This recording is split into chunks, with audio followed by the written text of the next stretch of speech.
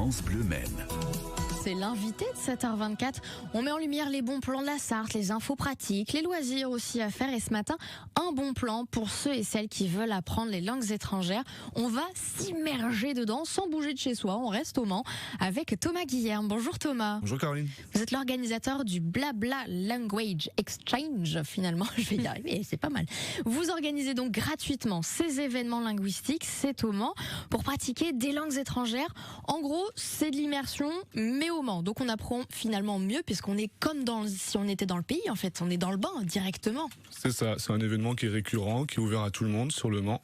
Et du coup n'importe qui peut venir parler une langue étrangère.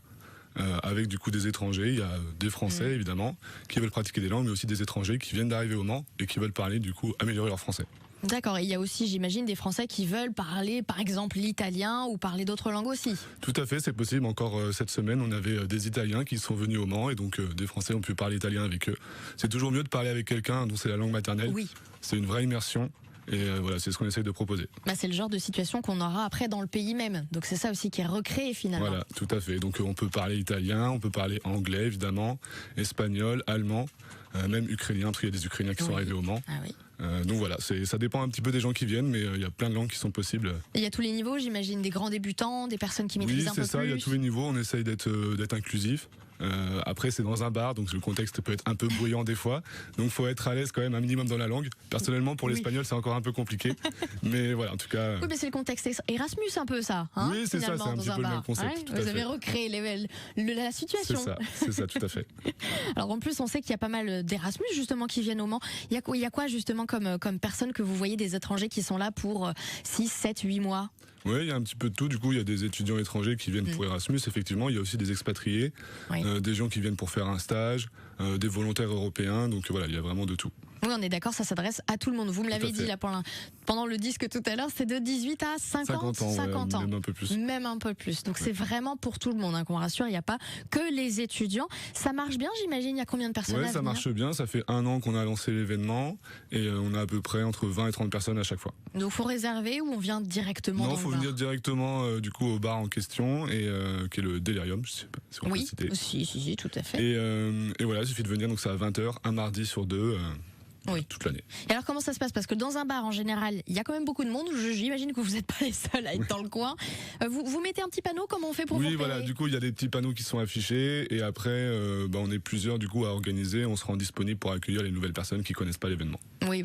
Est-ce que vous êtes, alors je parlais des Erasmus, est-ce que des fois vous faites des événements en lien par exemple avec l'ESN qui gère les Erasmus ?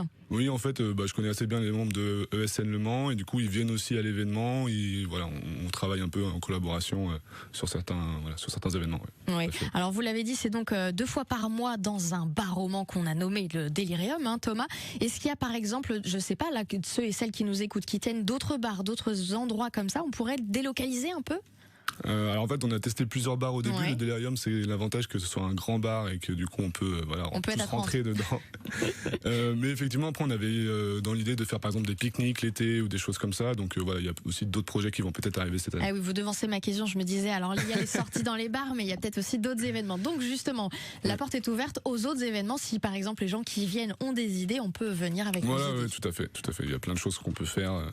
C'est la porte ouverte. C'est la porte ouverte à tout. Voilà, tout à fait. Mais au Delirium, on le rappelle, donc le prochain événement, le prochain Blabla Language Exchange, c'est donc le mardi 27 septembre, c'est ça ? Exactement, c'est tout à fait ça. À 20h. Voilà. Et pour savoir les autres, il suffit d'aller sur votre page Facebook. En fait, c'est un événement sur Facebook et on change la date, on met à jour régulièrement. Donc une fois qu'on suit l'événement, automatiquement on est informé des prochaines. Des prochaines fois justement pour pouvoir découvrir cet événement. Merci beaucoup Thomas d'avoir été avec nous. Avec plaisir. Merci. À très bientôt. Vous parlez quelle langue vous ?